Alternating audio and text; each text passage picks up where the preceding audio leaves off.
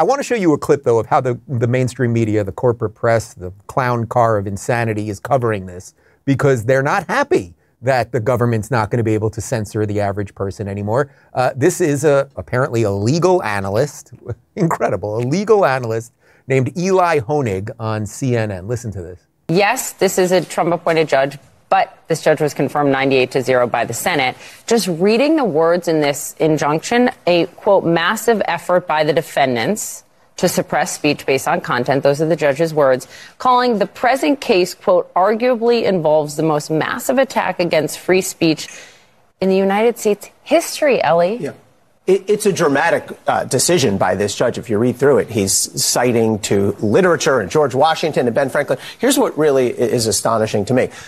This is a conservative ideology that clearly comes through in this decision. It's a conservative political ideology, right? We saw some of the quotes questioning vaccines, questioning masks, conservative talking points. But the ruling itself is the opposite of judicial conservatism. This is one of the most aggressive, far-reaching rulings you'll ever see. What this judge is purporting to do is to micromanage, really, the day-to-day interactions between essentially the entire executive branch, all these agencies that are listed as defendants, and the leading social media companies. And in the actual temporary injunction, the judge basically says, you're not allowed, administration, to talk to these social media companies about any protected free speech except for cybersecurity threats, national security threats, criminal threats. But where's the line? Who's going to police this? This is a judge trying to micromanage the day-to-day regular activities of the entire executive branch. I don't know that it's actually policeable.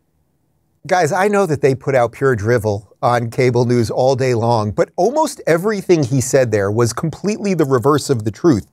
First off, he finds it astonishing that the judge would defend free speech. That seems like sort of odd to me, but okay.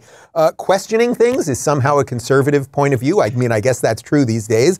And then this idea that they're micromanaging, it's the reverse of micromanaging. He's saying don't talk to each other. Micromanaging would be exactly what they were doing. Viva, say that better than I said it. Well, I'm going to say one thing before I forget the thought. What he said at the end was not an opinion. It was the wink, wink, nudge, nudge. This is how you get around the order. Right. Instead of saying censorship, just say, hey, there's a national security risk there. Oh, hey, look at that. Hunter Biden laptop hack. There's a national security. Hunter had some codes on his computer. That was the wink, wink, nudge, nudge. Here's the playbook as to how you circumvent this court order. Just make everything you talk to them about national security, online crime, whatever.